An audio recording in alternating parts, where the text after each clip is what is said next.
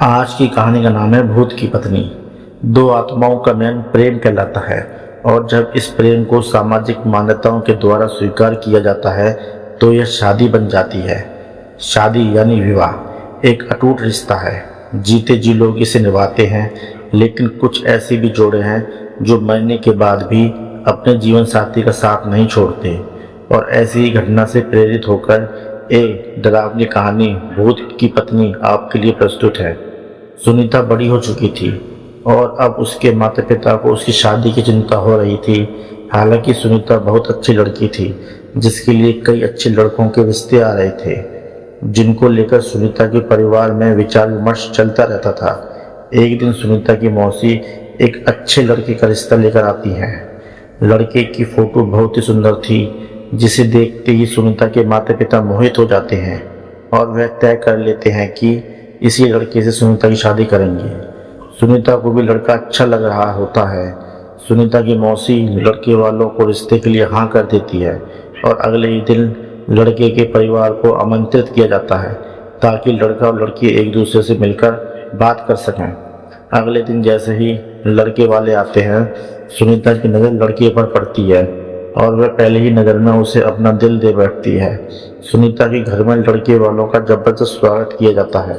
दोनों परिवारों के बीच में रिश्ते की बात तय होते ही दोनों की धूमधाम से शादी कर दी जाती है। शादी के बाद लड़का सुनीता को लेकर शहर चला जाता है। शहर में वह कंपनी के मकान में रहता है। दोनों की शादीशुदा जिंदगी खुशनुमा चलने लगती है। सुनीता अपने पति को बहुत प्यार करने लगी थी। ऐसा लग रहा था मानो सुनीता को 7 जन्म की खुशियां एक ही जन्म में मिल गई हों। एक दिन सुनीता और उसका पति फिल्म देखने थिएटर जाते हैं। दोनों पूरा दिन खूब मजा करते हैं, लेकिन जैसे ही वे वापस लौट रहे होते हैं, अचानक एक ट्रक सुनीता के पति को जोरदार टक्कर मार के चला जाता है।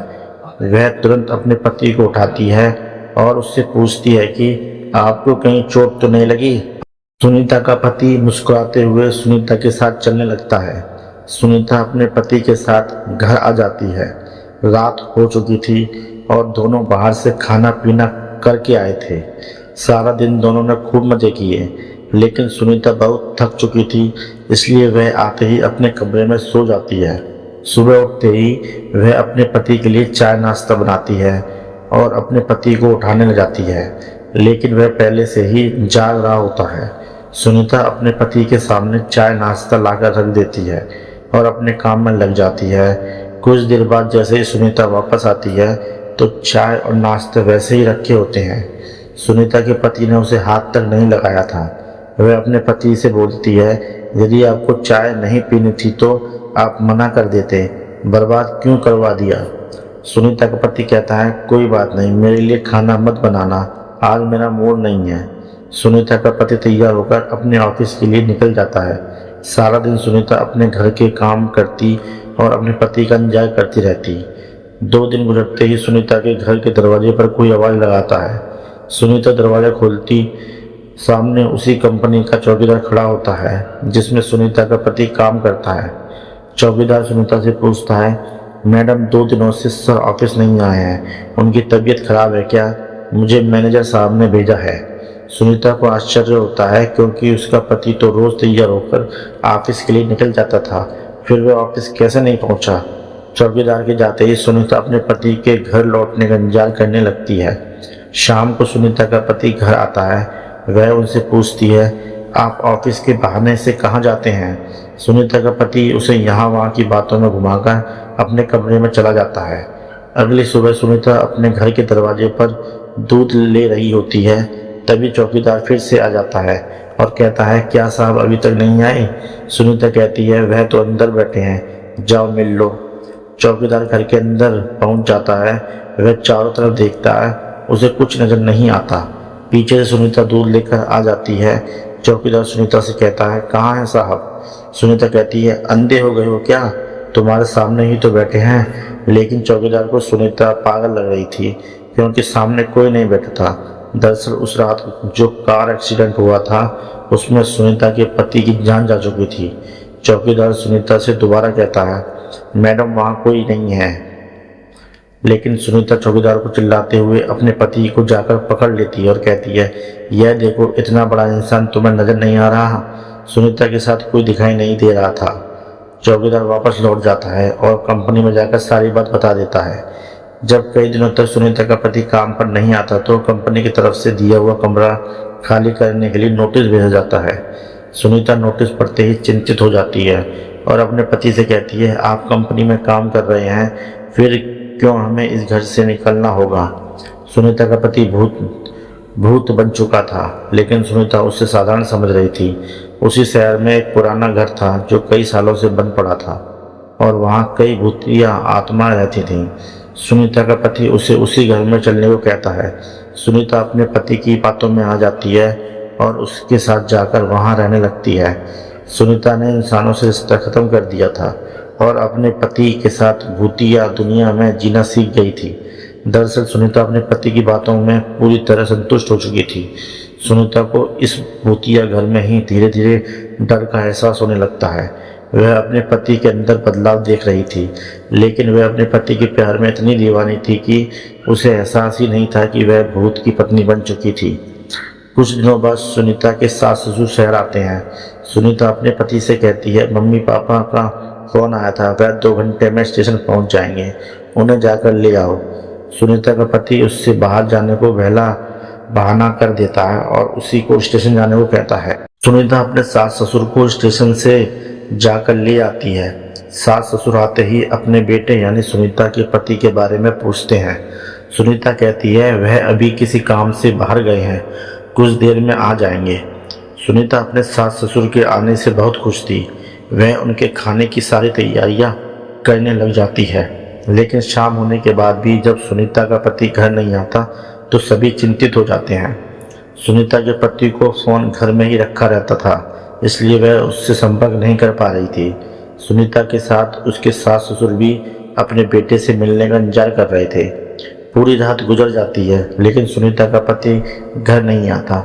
सभी परेशान होकर उसका इंतजार करते रहते हैं। सुनीता के ससुर उसे पीने के लिए पानी मांगते हैं और जैसे ही सुनीता उनके लिए पानी लेने जाती है, उसे अचानक उल्टियाँ होने लगती हैं। सुनीता को उल्टी करता देख उसकी सास उसके पास आकर उसका हालचाल पता करती है। बुजुर्गों का अनुभव विज्ञान से भी अधिक माना जाता है, इसलिए सुनीता की सास उसे तुरंत बता देती है, लगता है तुम माँ बनने वाली हो बेटी। सुनीता माँ बनने की बात सुनते ही मुस्कुराने लगती है। सुनीता यह बात अपने पति को बताने के लिए उतावली हो रही थी, लेकिन उसके इंतजार की घड़ियां बढ़ती जा रही थीं। देखते ही देखते 5 दिन गुजर चुके थे, लेकिन सुनीता के पति को कुछ पता नहीं चल रहा था। तभी तीनों पुलिस थाने में शिकायत दर्ज कराने जाते हैं। पुलिस वाले सुनीता से कहते हैं, 5 दिनों से तुम्हारे पति गायब हैं, लेकिन तुम्हें अब याद आ रही है। सुनीता ने जवाब देते हुए कहा कि सर, वो ऐसा 1-2 बार और कर चुके हैं, इसलिए मैं इसे सामान्य घटना समझ रही थी। लेकिन जब 5 दिनों से उनका पता नहीं चला तो मुझे लगा हो सकता है वे कोई खतरे में है। पुलिस FIR रिपोर्ट दर्ज कर लेती है और जांच पड़ताल शुरू कर देती है। पुलिस की तहकीकात शुरू हो चुकी थी और 2 दिनों में ही पुलिस को सुनीता के पति की सच्चाई पता चल जाती है। और पुलिस वालों की बात सुनते ही सुनीता उसके सास ससुर के पैरों तले जमीन खिसक जाती है। पुलिस के अधिकारी कहते हैं कि आपके पति तो 3 महीने पहले ही एक दुर्घटना में मर चुके हैं और लावारिस समझकर उनका अंतिम संस्कार भी नगर निगम के द्वारा कराया गया था, जिसकी रिपोर्ट सरकारी अस्पताल में मौजूद है। फिर आप कैसे कह रही हैं कि आप 5 दिनों से लापता हैं? लेकिन सुनीता यह बात मानने को तैयार ही नहीं थी, क्योंकि वह अपने पति के साथ 3 महीनों से दाम्पत्य जीवन गुजार रही थी और उसी के चलते वह गर्भवती भी हो चुकी थी।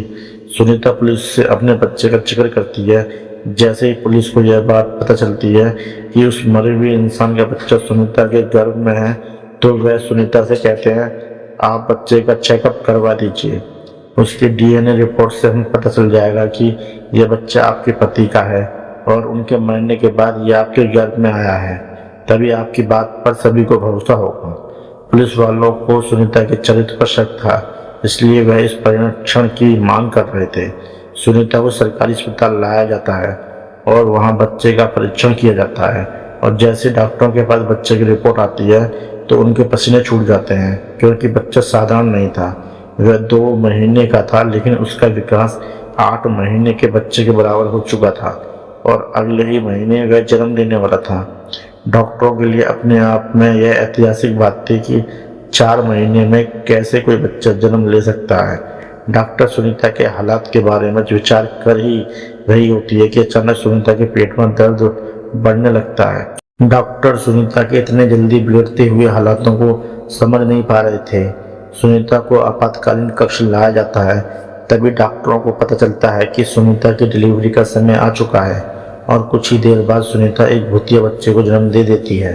सुनीता का बच्चा देखने में बहुत खूबसूरत था, लेकिन उसकी शारीरिक बनावट कुछ अलग थी। उसके दांत जन्म के साथ ही निकले थे और उसकी आंखें लाल थी।